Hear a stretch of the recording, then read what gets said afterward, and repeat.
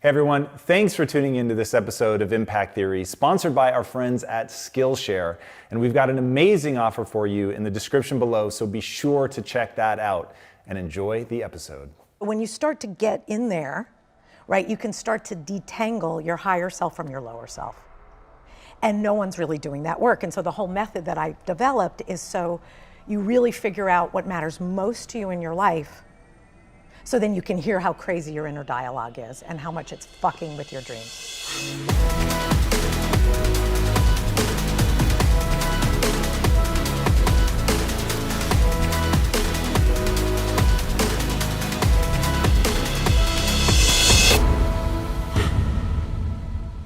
Hey everybody, welcome to Impact Theory. Our goal with this show and company is to introduce you to the people and ideas that will help you actually execute on your dreams.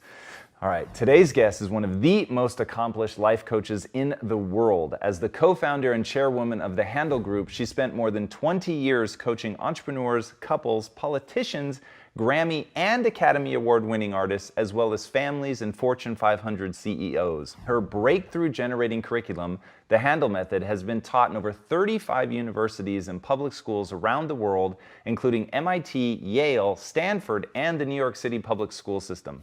The magnitude of her success is due in part to her in-your-face style of tough love, so unless you're ready to hear the truth and take responsibility for your life, she is definitely not the woman for you. But judging by the slew of high-profile people lining up to work with her, it's clear that if you're ready to do the work, she's ready to deliver the goods. Her corporate clients have included executives from Sony, Citibank, Dropbox, LinkedIn, and Vogue, to name but a few, and her no-nonsense, results-oriented advice has also made her one of the most sought-after lecturers and contributing writers on the planet. She's written for or been featured by just about every major outlet there is, including the New York Times, Women's Health, Dr. Phil, and Dr. Oz, as well as Forbes, Men's Health, and countless others. So please, help me in welcoming the author of Maybe It's You, Cut the Crap, Face Your Fears, Love Your Life, the queen of accountability herself, Lauren Handel Zander. Welcome. I like that. Nice. Well, I'm super excited to have you on. Thank you.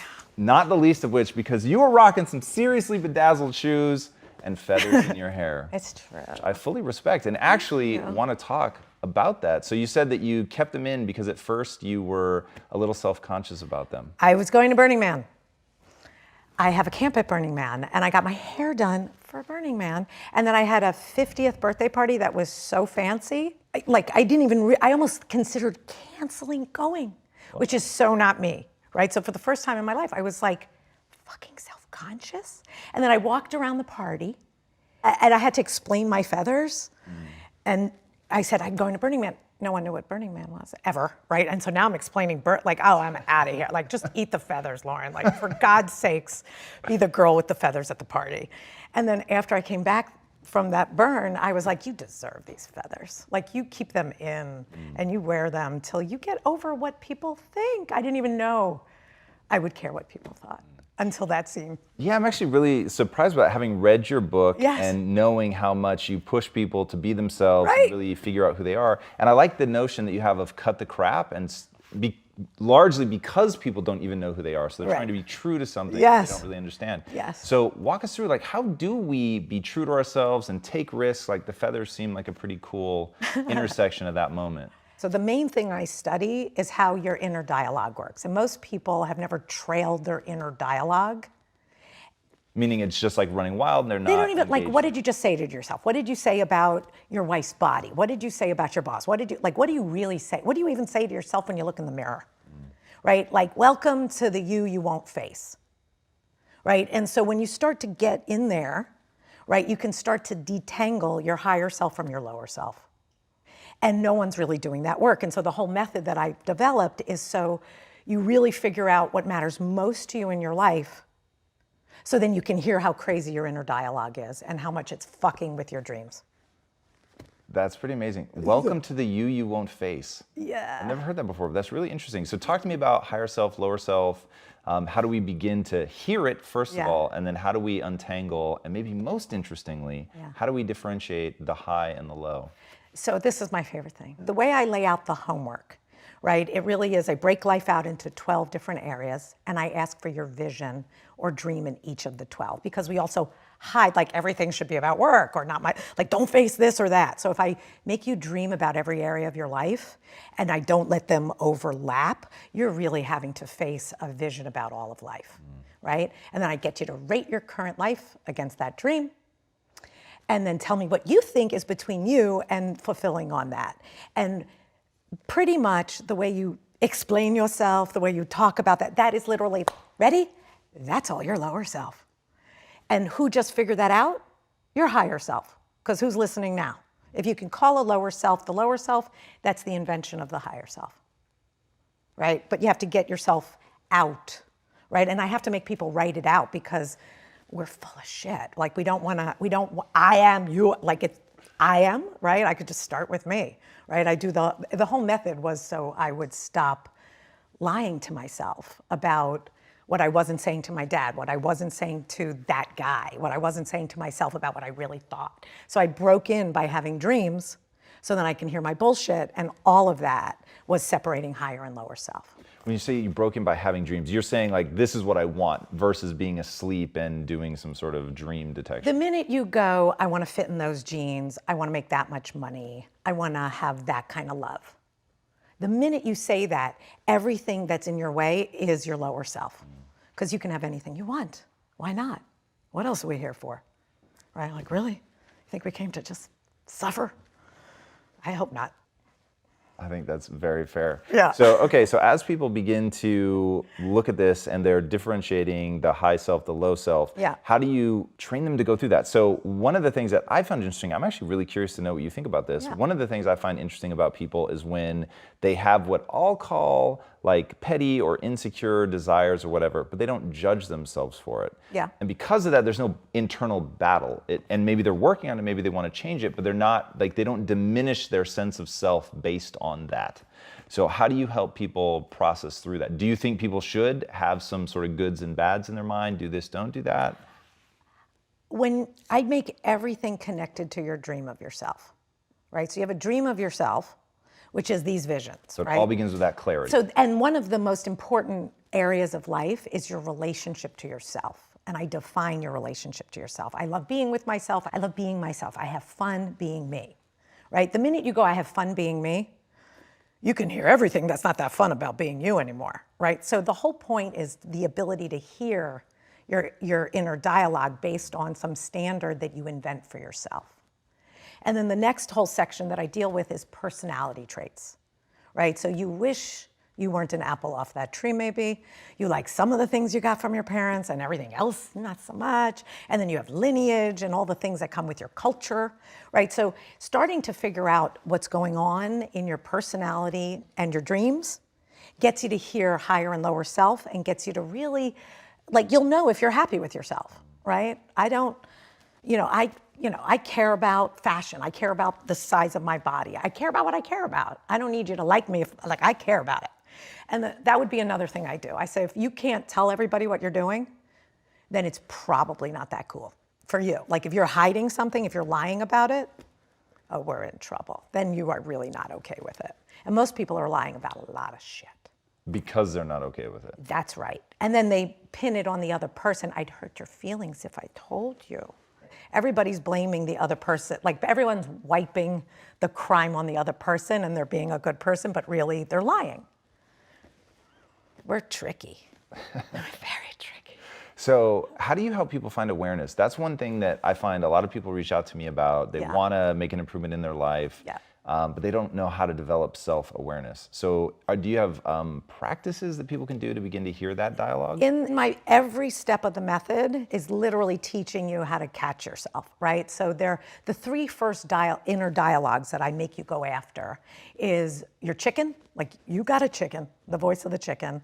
I do. And let's define the three as we go. So the chicken, the things I'm afraid of. Total, like, I can't tell you what you'll be upset with me. All forms of I can't say, do that, anything that tells me I can't speak up. Right. Chicken.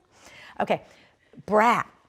I'll do it tomorrow. Leave me alone. I shouldn't have to. I'm bad at that. I've never been good at that. All the ways people don't do what they should do, and then they blame it on I've always been this way.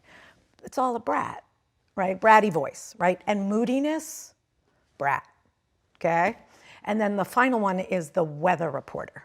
We're like, it's always been this way for me. I've always been this way. I've never been good at that. Like these generalizations that tell you you will never find love. You will never be able to have that. You can't make that kind of money.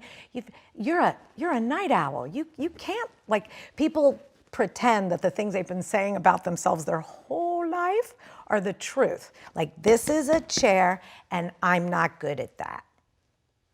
How much do you think they're aware that it isn't true? Like, how much of it has just become so ingrained, either they learned it from their Not aware parents? at all. Okay, so then how do they You're right on no awareness. Yeah, that's true. How do they begin to peel that onion? So they have their 3 voices now. They have tools and tactics to look out for them. Yeah. Dreams are the most important thing. First things first, the only reason to do all this work is because there really is something you want in your life you don't have right now. What I love about your approach there is you talk a lot about clarity, Yeah. which is a big obsession of mine. So how do people get clear? Like, give us an example of when clear is clear enough.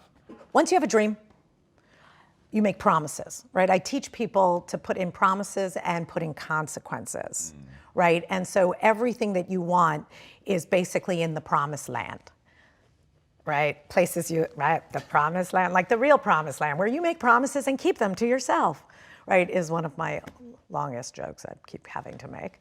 But and then put in a consequence, so that you make sure you keep that promise, so that you're achieving that dream. So if you're a human, you're going to want to break your promise right after the minute you make it. So we are always battling our inner dialogue. But if you have a promise and you put in a consequence and you really want to keep that promise, all of a sudden you'll start being proud of yourself. It's like what it took for me to start running, what it took for me to build my company. So it's pass the chicken, pass the brat, kill the weather reports, and live in the promised land. All right, so in your book, you do a really good job of showing people, like, okay, this is a level of clarity that won't do, and this is a level of clarity that will do. Can you give us the examples that you gave of people that thought they were being clear, but they weren't quite, and then give us an example of when it finally nails it? I'll eat healthy all week. Okay? No, that I would like, really? Thank you. That's a title. That has nothing to do with reality. Okay, let's dive in on what that means. That would mean I will not eat bread. I will eat 3 meals a day. My meals will be at what time? Before what time? I won't eat after what time? How much water are you drinking? If you want to have success, right, you have to be crystal clear. And the human, right, not that interested in being that clear, right? So, everybody uses like, I was at the airport, I couldn't eat healthy.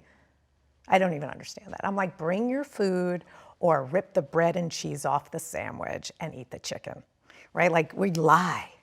So I make people get that clear about their promises in everything, even how many times they're having sex with their husband. You want to have a great sex life? Great. What does that mean? Please describe, right? Well, how are you going to keep that promise? How are you going to be true to that? And so integrity is something that you cover really well in the book. And this is something that I find really becomes problematic for people when they don't have that within themselves. They're not able to earn the credibility with themselves because they make a promise, they don't keep it. That's right. Either through clarity or just because they don't keep it. Brat. And it begins to like really diminish their sense of self. How do you help people actively start building that integrity? So every one of my coaches, right? So I have about 60 employees, and all my coaches work with individuals, even in the high schools, right? We have promise trackers. You have promises and you have consequences, and you have an accountability, someone who's holding you accountable. And I'm only taking promises that you're actually dying to keep. I don't want your mommy's version of your promises, okay? So imagine that you've made them and you put in your consequence, right? And then as long as you're not a liar and hiding it and bullshitting that you kept your promise, you will start to make the change and it'll make you feel great. And then pretty much 2 to 3 weeks in of keeping your promises, your life changes, right? You change states of integrity, right? So integrity is a verb, it's not a noun. You don't have it. You have to show it minute to minute, right? And then the other thing I say is that confidence is a result. It's like you have confidence in that area. In any area you have confidence, You have it because you're reliable. That's it. You want to know why you don't feel confident in an area? You're a liar, you break promises. I'm certain of it. You want to have confidence? Let's make some promises and let's learn to keep them. And all I have to do is come for your vices. But humans are not that tricky. All you have to do is come for your vices. What do you mean? Yeah, no screen time. Yeah, you're going to lose your booze. Oh, that's right? the Like, punishment. come on, right? All you have to do, I'm not that tricky, right? Right? When I wanted to meditate twice a day, right? I was going to take it on for 6 weeks to see what I thought of it. Okay? No coffee till I meditated in the morning, and no screen time at night until I meditated. Guess who meditated twice a day? Easy. So what are like some common themes and stuff that you see cropping up with people? Where does the average person struggle, fall down?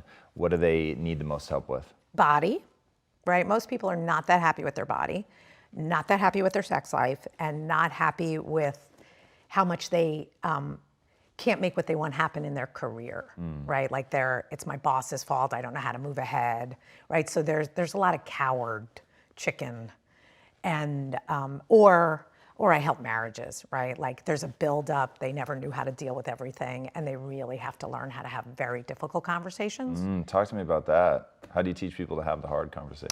You make a laundry list. First, They're each going to go do a list? like separate. So we do a whole method for couples, right? And it really is clean up the whole marriage and make the right promises in the marriage, and also figure out the power struggle, right? So Interesting. What do you mean? Is there always a power struggle? yeah. So if you go through the 12 areas of life, Yep. and I have a nickname for the 12 areas when it's in a marriage, which is bodegas, right? And you have to run the bodega like who's the president and who's the CEO. For example, in my marriage, just because I make all the money, right, doesn't mean I am the CEO of money in my marriage, right? My husband's a brilliant genius with money. So he is that CEO, right? And we have agreements for my shopping, for when like for the kids, Wow. like we Like super specific.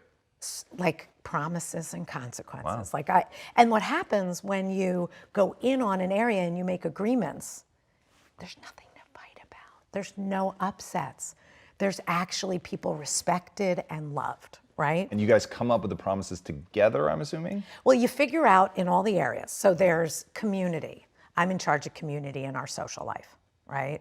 He's in charge of what we're doing with the money. He's in charge of the kids, right? We have 3 kids. He's our spiritual, me, like sex life, me, right? So in those areas, I'm in charge of what a healthy, great sex life is. I like that, I don't like that. What do you want? What do you want? How are we doing, right? So, and every year we go over our promises and what we're creating for the year. I do not have an accidental life. I'm not hoping it turns out, right? I don't hope my business turns out. I don't hope anything turns out. I love designing. And then when I fail, I can fix it. And I know exactly what failed, right? So I'm a promise junkie. I love that. Let's get into the mess of that a little bit, which I think is really interesting. So my wife and I define terms. So our big thing was, all right, certain words mean certain things. Great. So if I say the word important, that means something for us. If I say the word promise, that means something for us, which gets a Awesome. little muddy because you've got a whole big thing on promise. But for us, it just means, As long as you man, guys understand each other, that's rock and roll. yeah, for sure. So is it, how much of the process is like that, defining what you call the culture? How much of it is getting them to understand leveraging promises, consequences? Are they each other's buddy? How does that process work? So depending on the dynamic in the relationship, the biggest hurdle to get a couple over is that the division of labor is never going to be fair. And that creates a lot of animosity. Yeah. But the cute part is when you hooked up with them in the first place, it wasn't disguised then either. Like the original contract, people are trying to change the original contract, right? Like, so the original contract was he was never that great about making money. He was never that clean, but boy, did he make you laugh. And boy, did he think you were the best. And then now you want him to clean, make money. And so a lot of times that we have to go back and figure out if there's deal breakers, right? So everybody made a deal from the get-go. Everyone needs to own what they wish was true about their relationship and the truth about their relationship. So much of what we're doing is teasing out the 12 areas of life to really get the person to tell the truth and the other person to own, I'm never doing this, I am doing this, right? This is what you need, this is what I need. And then we're rebooting the spiritual contract they made in the get-go. And then we're making rules that go with that.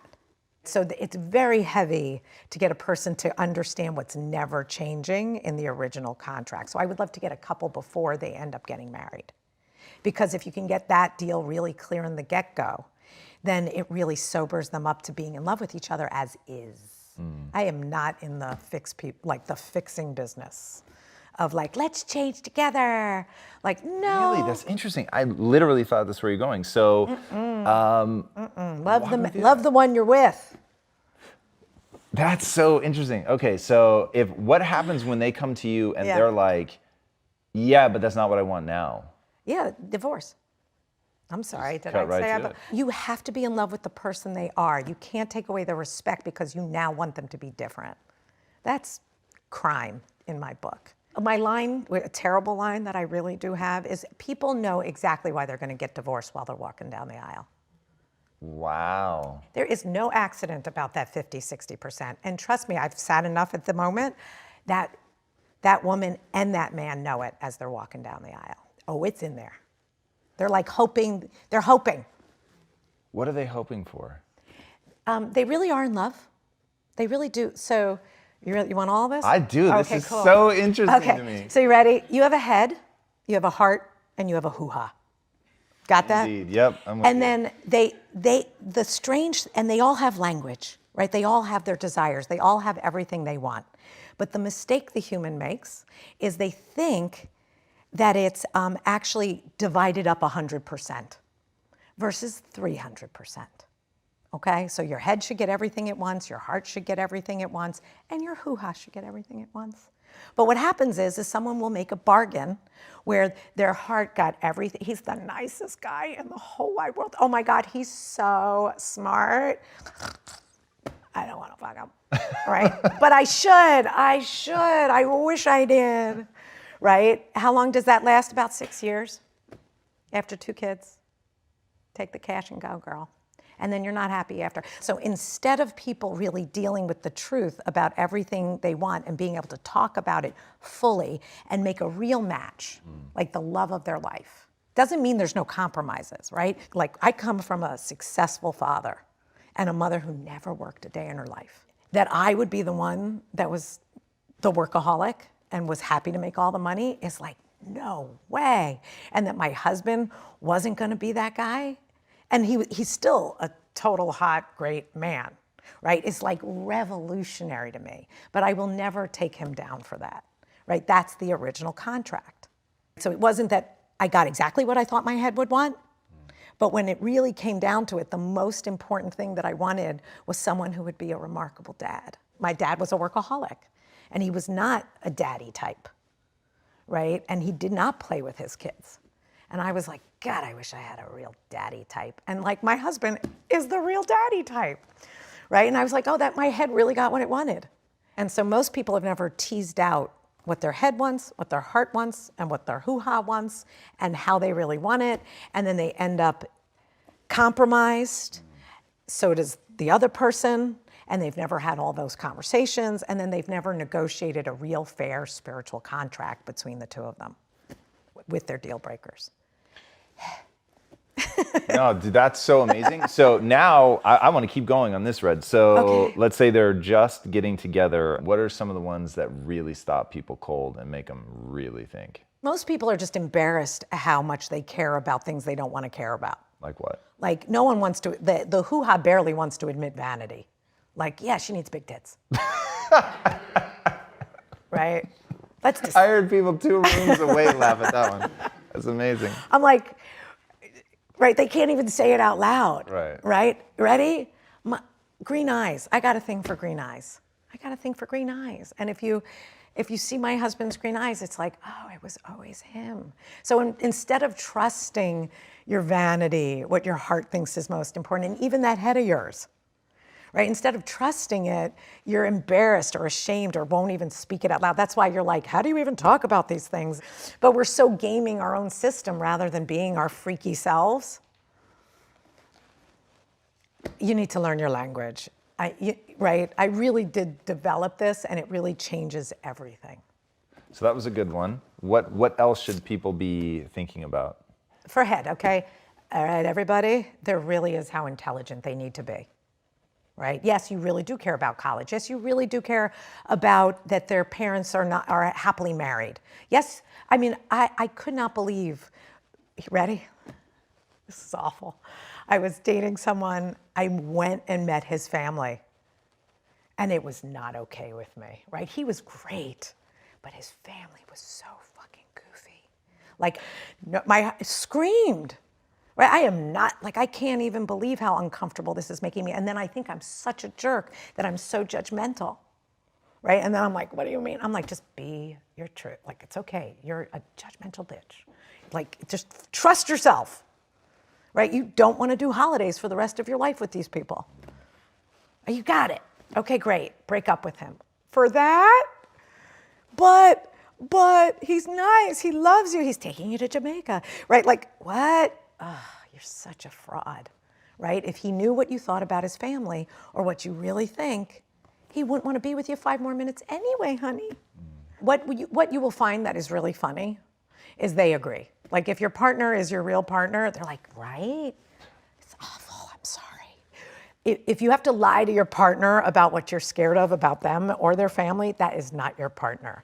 If he is your partner, he immediately wants to hear everything and like yells at you, and then you're sorry. Like, you will learn together, right? David has called me out on things my whole life, but it was because I said the truth. And then I was like, oh, you're right. I should get over that, right? You learn together through the truth.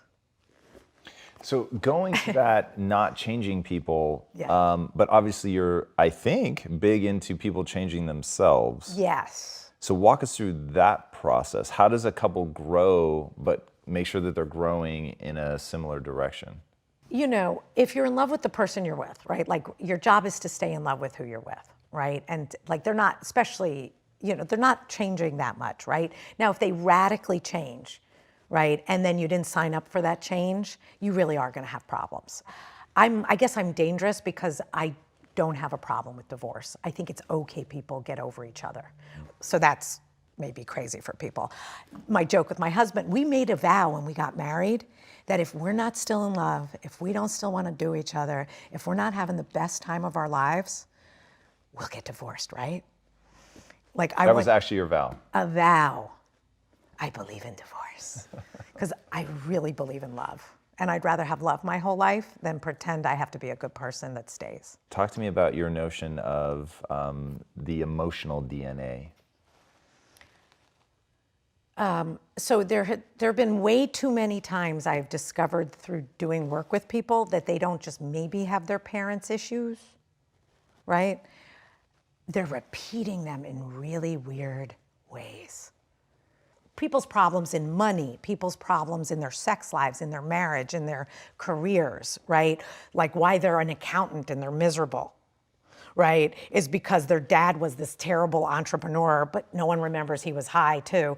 And that, like, right, and they never really studied why they have to be so conservative, right? So people are reactions, and then they're their reactions to their parents. So studying your parents' history and understanding all of those areas of life and what you inherited.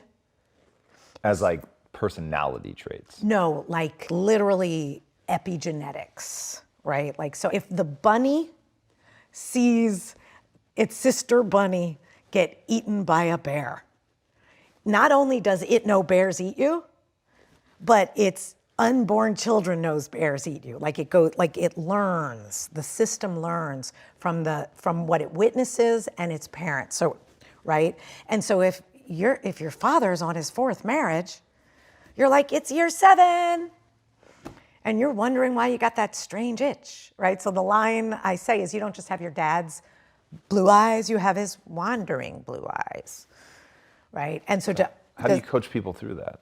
The more you know, the more you don't make that mistake awareness is everything, and then making rules, promises. I have to get that person to know everything so that they can then make the right promises to themselves so they don't repeat mistakes.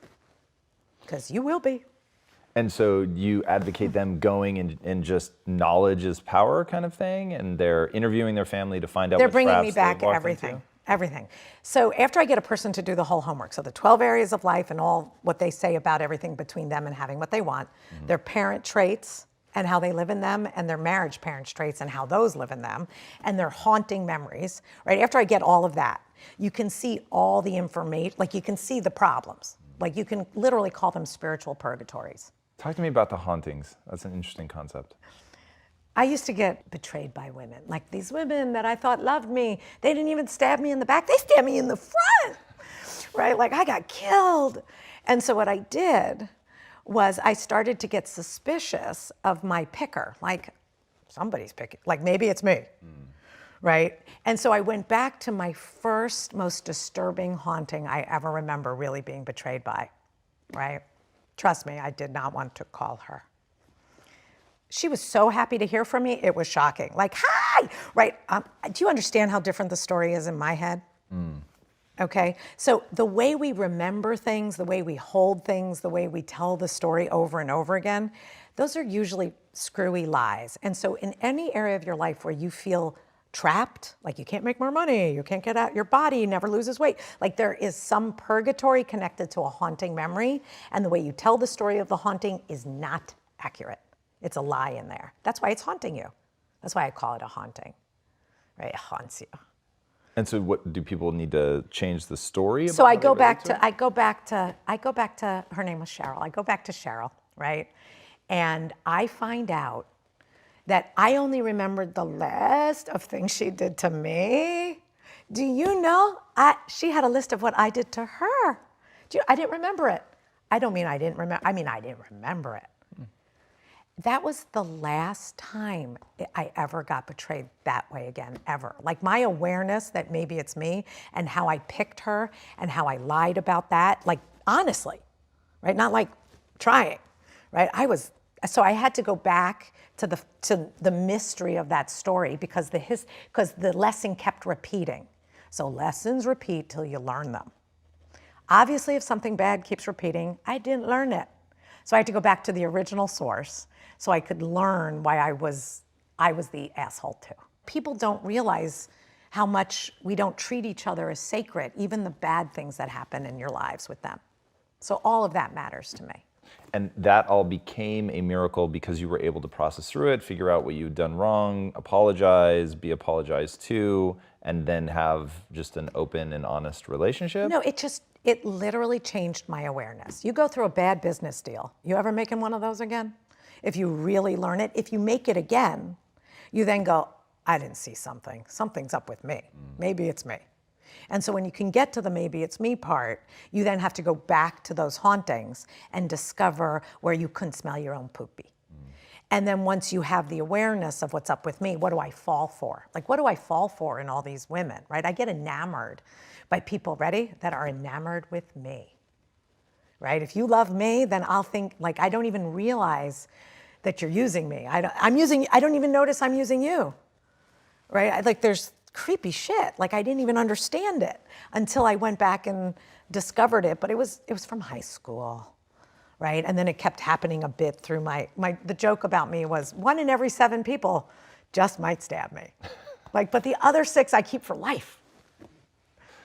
It's bad. And then that was something that once you had the awareness around that issue, which actually seems pretty like nuanced. Well, watch, okay, ready? Then you go, well, does it go any further back in your family lineage? And I'm like, yes. My grandfather had major betrayal issues. Right, where he trusted someone, completely trusted them, and the stories in his life of building his business were the people he remembered that betrayed him. So here I am building a business. I'm this person. I'm my grandfather's granddaughter. And so it all became clear to me that I ran in my lineage, right? That's the folklore of betrayal has been in the family line. And so then I went back to my original haunting and discovered my fingerprints on the crime scene too, and how come I picked her, And then that awareness changed that from happening over and over, being 1 in 7, right? But those statistics are not my statistics anymore. And how hurt, and then and people can come and go. Like I learned so much in honor of my grandfather. Does that make sense?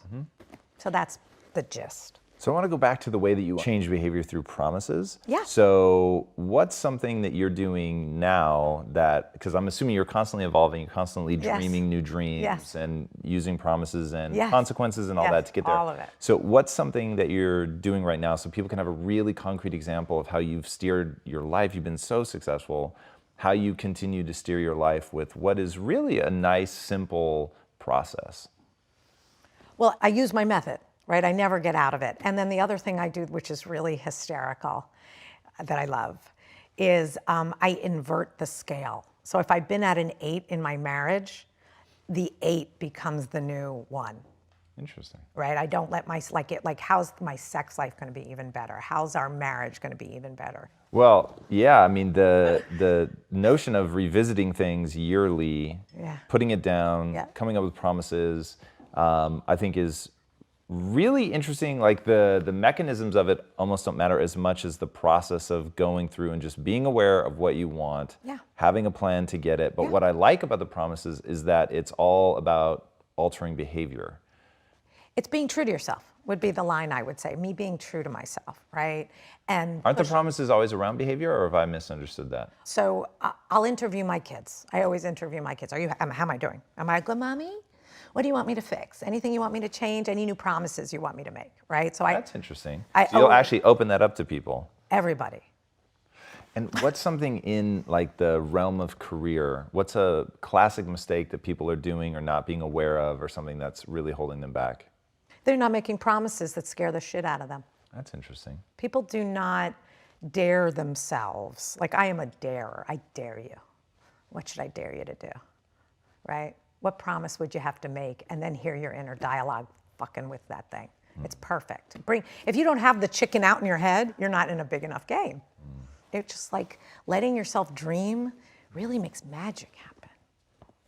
Right? What does that process look like when you say let yourself dream? Do you think people have a natural governor where they're not? Is it the fear, or is it that they just don't do the exercise? What is it that stops people from? Fear.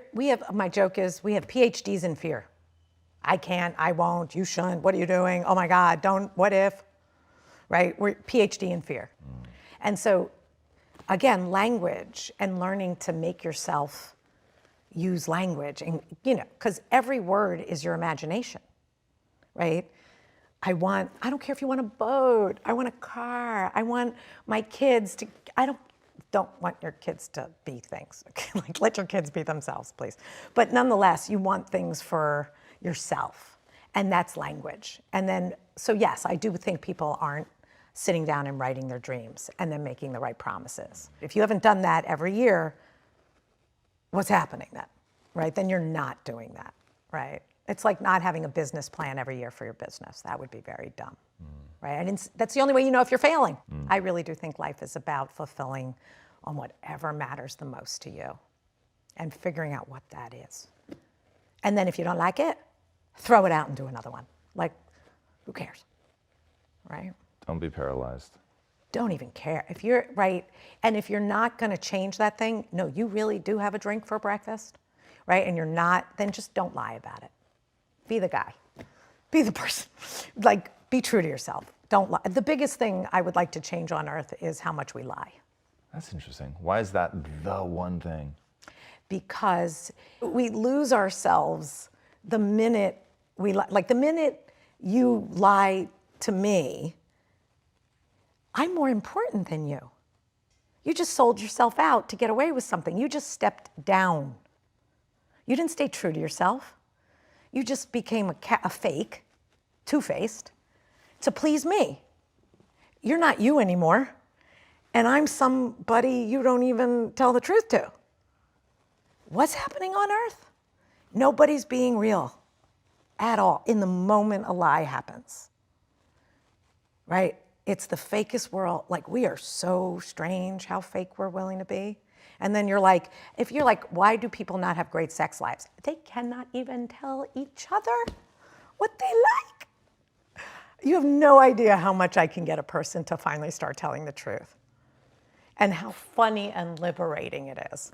From the type of porn they like to what they do. Like, people are so interesting on how much they're willing to lie to keep up appearances. Why do you think people are with sex, for instance? Why do they have such a hard time telling the truth? Because they can't accept that they're goofy. They can't accept what they like. They're ashamed. They're embarrassed. You're going to make fun of me. I don't even know what you're going to say. It hasn't even hit the air. How do you get them over that? Do you actually coach the other person on how to respond? I have the greatest, funniest coaching a couple, tell on myself. If I just tell everything about myself and my marriage, right, and then add a few other couples that are awesome and hysterical, everyone can tell the truth. I have the name of my sex course that, like, I teach it, right? It's called Awkward. We are so awkward.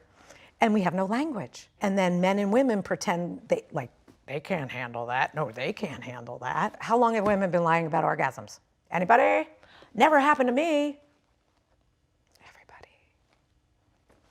It's the greatest problem in humanity, in my opinion, is our willingness to lie, right? And I'm trying to figure out how to sell telling the truth is really great. Yeah, what do we get? Like, if lying steals something fundamental about us, Yeah. what do we get by telling the truth, which will have people lie because there are consequences, even for the kid eating the cookie. Yeah. So what's the upside to the truth? God, it feels much better. It's nice to be you. It actually creates real change, right?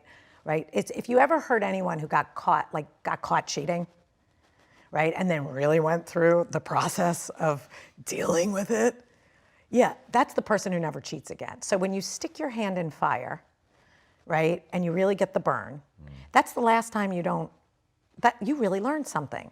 What happens is no one's learning because no one's telling the truth. And so everyone's keeping up the puppet show.